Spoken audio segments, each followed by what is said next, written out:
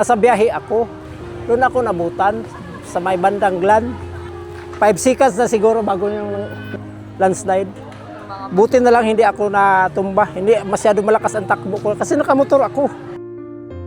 May dalawang kapitbahay ko dito. Yung mukha basag. Basag yung kuan, natabunan ng bahay nila.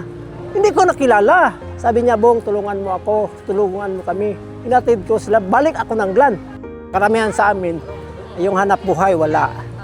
Oh, dito sa loob, yung 3 sityo, wasak ang bahay. Ang ganitong pangyayari, talagang wala tayong magawa kasi kung ano to ng kalikasan. Bangon lang, laban lang.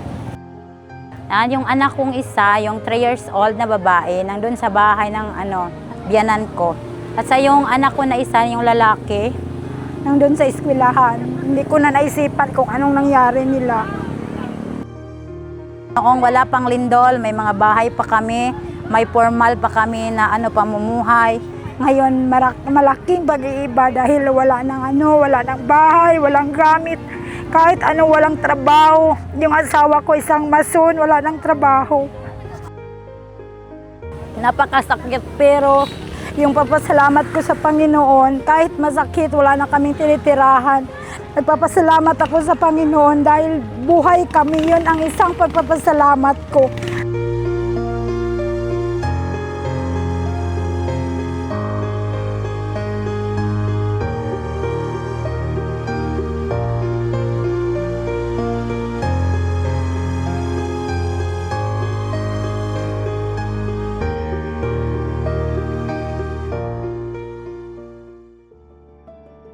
Itong minigay namin ngayon, kahit paano makatulong din sa kanila, katulad yung bigas, coffee, mga sabon, magamit din na araw-araw, tsaka meron din sila higaan.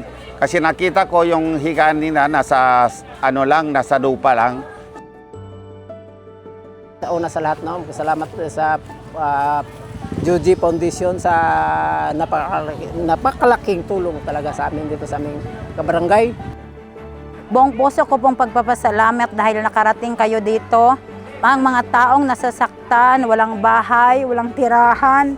Malaking pagpasalamat dahil ako ngayon nakakatanggap ng malaking tulong na yon sa akin, makakakain na kami.